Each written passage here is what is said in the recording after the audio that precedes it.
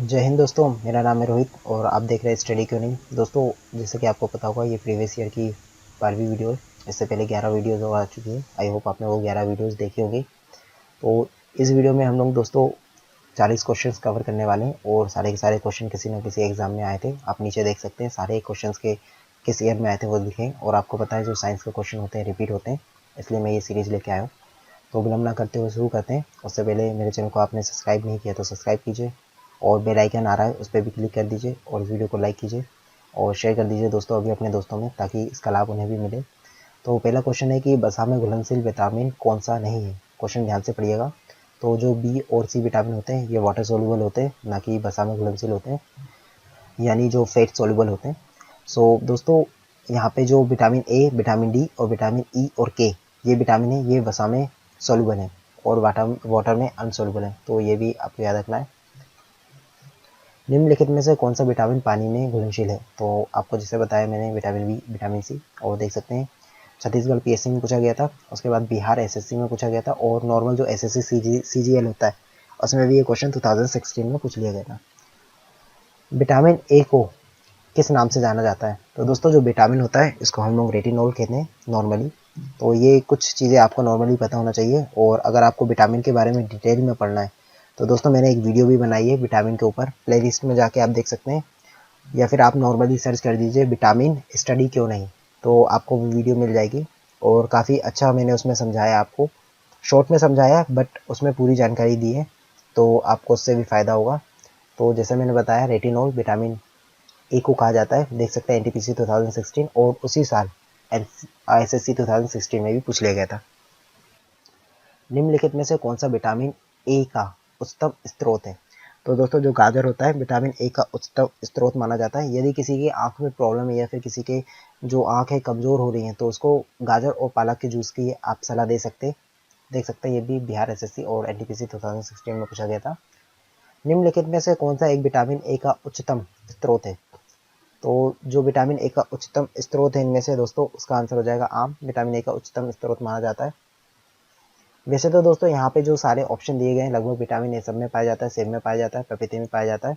और दोस्तों, जो विटामिन ए है वो लीवर में जाके स्टोर भी हो जाता है। तो कभी क्वेश्चन आ जाए कि कौन सा विटामिन लीवर में स्टोर हो जाता है, तो विटामिन ए हो जाता है। मानव शरीर में विटामिन ए भंडारित होता है। तो जैसे मैंने बताया, इसका सही आंसर हो जाएगा लीवर में। गोल्डन चावल एक प्रचुर स्रोत है, यानी प्रचुरतम स्रोत है। तो ऑप्शन नीचे दिए गए, तो सही आंसर हो जाएगा ए, यानी विटामिन ए का है। कौन सा विटामिन प्रतिरक्षा प्रदान करता है। तो दोस्तों, जो प्रतिरक्षा प्रदान करने के लिए होता है विटामिन सी होता है। इसलिए आपने देखा होगा कोरोना में बोला जाता है कि आप थोड़ा सा विटामिन सी लीजिए जिससे आपकी इम्यूनिटी स्ट्रांग हो। विटामिन ए की कमी से कौन सा रोग होता है। तो विटामिन ए की कमी से हो जाता है रतौंधी। रतौंधी जिसको हम लोग इंग्लिश में नाइट ब्लाइंडनेस बोलते हैं, यानी रात में दिखना इसमें कम हो जाता है। और देख सकते हैं कई पेपरों में पूछा जा चुका है। यहाँ पे जो पीएससी में पूछा जा चुका है, एसएससी में और एनटीपीसी 2016 में भी पूछा गया है। दोस्तों, क्वेश्चन सेम होता है बट लैंग्वेज थोड़ी सी चेंज करके घुमा के पूछ लिया जाता है। क्वेश्चन सेम है। अगला क्वेश्चन है कि शुष्क अक्षिकोप का मनुष्य के प्रकोप किस विटामिन की कमी के कारण होता है।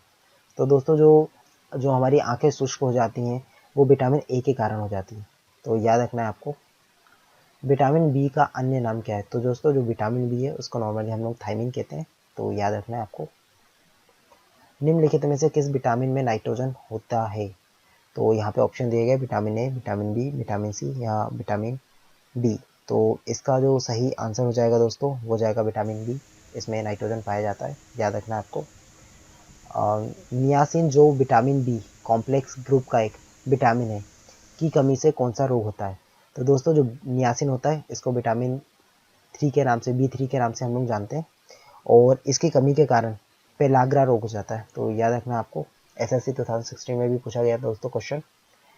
प्लेग्रा और स्कर्बी क्रमशः कौन से विटामिनों की कमी से होता है। तो इसका सही हो जाएगा विटामिन बी और विटामिन सी। विटामिन बी3 के कमी से प्लेग्रा रोग हो जाता है और विटामिन सी के कमी के कारण स्कर्बी रोग हो जाता है, याद रखना है।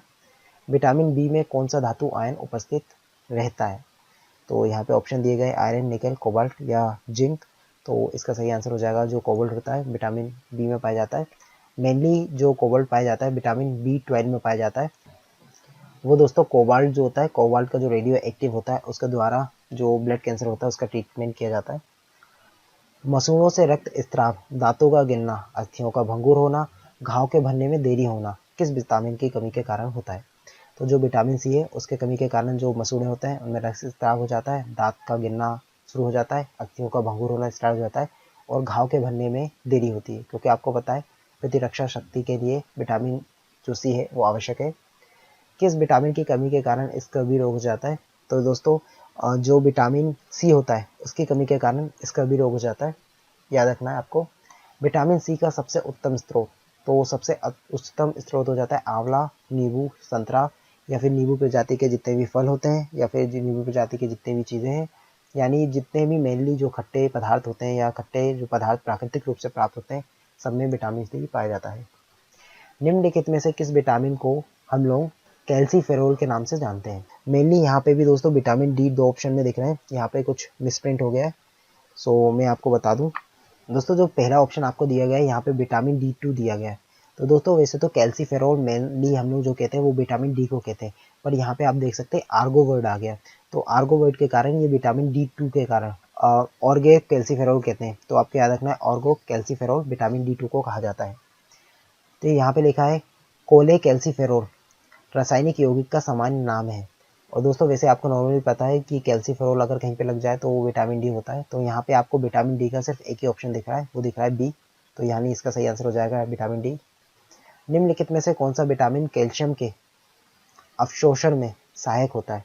तो दोस्तों इसका सही जो उत्तर हो जाएगा वो हो जाएगा बी, यानी विटामिन डी जो होता है वो कैल्शियम के अवशोषण के लिए सहायक होता है। और दोस्तों जो विटामिन डी होता है वो सूर्य में खड़े होने के कारण प्राप्त होता है। कुछ लोग बोलते हैं कि जो सूरज की रोशनी आती है या फिर सूरज की जो किरणें होती हैं उनमें विटामिन डी पाया जाता है, तो ये पूर्णतः गलत है। बल्कि जो सूरज की रोशनी आती है जब हमारे शरीर पर पड़ती है तो उसमें जो हमारा शरीर होता है उसमें विटामिन डी की उत्पत्ति होती है, ना कि जो सूरज की किरणें होते हैं उनमें विटामिन डी पाया जाता है। और तभी आपने देखा होगा जो छोटे बच्चे होते हैं उन्हें मेहंदी बोला जाता है कि आप धूप में उनकी मालिश कीजिए या फिर उनको कुछ देर धूप दिखाइए जिससे उनकी जो हड्डियां हैं वो मजबूत हो जाए।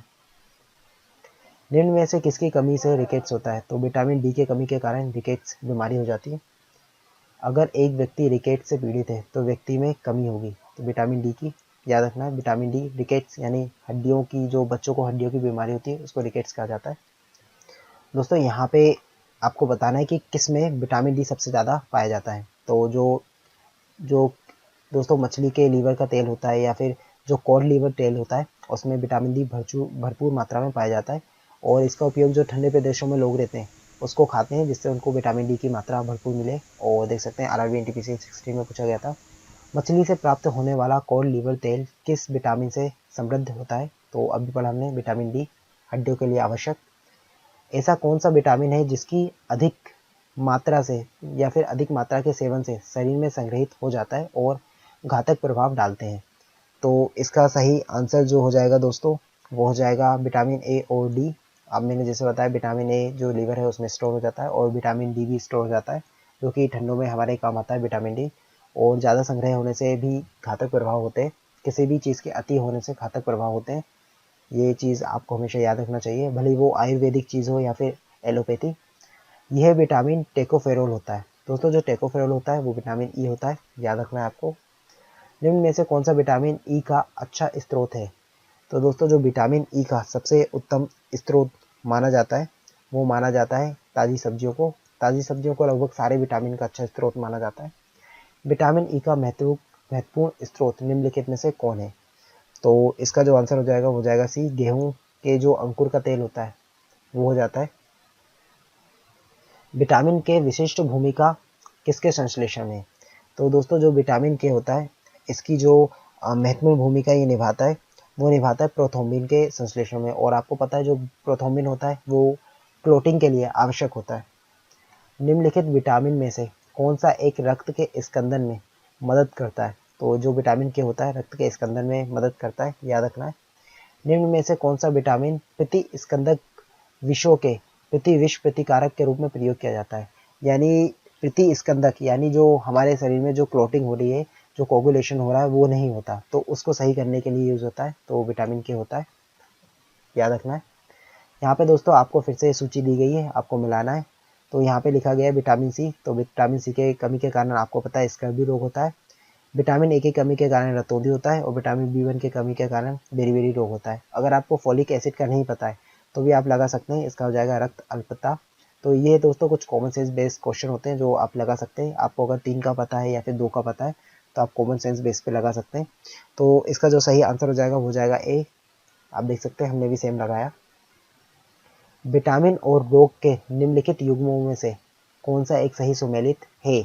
तो विटामिन ए की कमी के कारण रिकेट्स होता है, विटामिन बी के कारण बेरी-बेरी रोग और विटामिन सी के कारण स्कर्वी। तो दोस्तों जो रिकेट्स होता है विटामिन डी के कमी के कारण होता है, इसलिए पहला ऑप्शन गलत हो जाएगा। आंसर हो जाएगा बी एंड सी, यानी दूसरा और तीसरा सही हो जाएगा। दोस्तों इस क्वेश्चन में आपको बताना है कि कौन सा इनमें से सुमेलित नहीं है। आप क्वेश्चन ध्यान से पढ़िएगा। तो इसका सही आंसर हो जाएगा जो विटामिन ए है वो गलत दिया गया है। विटामिन ए वर्धता, क्योंकि आपको पता है जो थायमिन होता है विटामिन बी होता है, बेरी-बेरी रोग होता है, स्कॉर्बिक एसिड जो विटामिन सी होता है उसके कारण स्कॉर्बी जो रोग हो जाता है वो हो जाता है। विटामिन के कारण रक्त का थक्का जमना होता है और विटामिन ए वर्धता, ये गलत हो जाएगा। निम्नलिखित युग्मों से कौन सा सुमेलित नहीं है? यहाँ पे दिया गया है थायमिन, बेरी-बेरी रोग सही है दोस्तों ये। विटामिन डी सूखा रोग, तो ये भी सही है दोस्तों। विटामिन के जो वांध्यपना होता है यानी जो बांझपना जिसे हम लोग बोलते हैं, तो ये वाला ऑप्शन जो है वो गलत हो जाएगा। ये विटामिन ई के कमी के कारण होता है। नियासिन प्लेग्रा बिल्कुल सही। निम्न में से कौन सा सही सुमेलित नहीं है? विटामिन सी एस्कॉर्बिक एसिड, बिल्कुल विटामिन सी को एस्कॉर्बिक एसिड कहा जाता है। विटामिन बी1 थायमिन, बिल्कुल सही। विटामिन डी, दोस्तों जो विटामिन डी है उसका जो सही नाम होता है वो होता है कैल्सीफेरॉल। तो जो ये ऑप्शन हो जाएगा वो गलत हो जाएगा, यानी ये सही सुमेलित नहीं है और हमारा आंसर यही हो जाएगा। निम्नलिखित में से किस युग में सही सुमेलित नहीं है? यानी इनमें से कौन सा सही सुमेलित नहीं है? विटामिन बी संतरा, यानी विटामिन बी जो होता है संतरा से प्राप्त होता है, सही है। Vitamin D cod liver oil, यानी जो कॉड मछली होती है उसके लीवर से प्राप्त। विटामिन ई गेहूं के अंकुर तेल, ये भी सही हो जाएगा। विटामिन की अल्फा फल जो होता है उससे प्राप्त हो जाता है, यानी अल्फा अल्फा से प्राप्त होता है। तो इसका जो दोस्तों सही आंसर हो जाएगा वो हो जाएगा सी, यानी उपयुक्त में से कोई नहीं, यानी ये सारे ऑप्शन जो है वो सही है। सुमेलित यानी सही सुमेलित है। निम्न में से कौन सा युग सही सुमेलित नहीं है? तो रेटिनोलोल, जीरोफ्लेथमेलिया, टेकोफेरोल, बेरी-बेरी रोग। तो दोस्तों जो टेकोफेरोल है उससे बेरी-बेरी रोग नहीं होता, तो याद रखना ये विटामिन ई होता है टेकोफेरोल। तो जो सही इसमें जो सुमेलित नहीं है वो है बी। बच्चों में क्वाशियोरकर रोग किस कारण होता है? तो दोस्तों जो बच्चे होते हैं उनमें जो क्वाशियोरकर रोग हो जाता है वो प्रोटीन की कमी के कारण होता है। मेनली उनमें प्रोटीन की कमी होती है जिसके कारण उनमें जो क्वाशियोरकर रोग हो जाता है वो हो जाता है। तो इसका जो सही आंसर हो जाएगा वो हो जाएगा आहार में हाइड्रोकार्बन एवं वसा की पर्याप्त मात्रा किंतु प्रोटीन की कमी। तो जैसे कि मैंने बताया प्रोटीन की कमी के कारण होता है क्वाशियोरकर रोग। तो दोस्तों यहाँ पे जो हमारी वीडियो थी आज हमने 40 क्वेश्चंस कवर कर लिए। आई होप आपको पसंद आई होगी। तो यहाँ पे ये वीडियो समाप्त होती है। आपको समझ में आया होगा, मैंने काफ़ी डिटेल में बताने का प्रयास किया है। वीडियो अच्छी लगी तो मेरे चैनल को सब्सक्राइब कीजिए, लाइक कीजिए, शेयर कीजिए और नेक्स्ट वीडियो भी आपको इसी टाइम पे मिलेगी, तो ये वीडियो अवश्य देखिएगा। मिलते हैं नेक्स्ट वीडियो में। जय हिंद।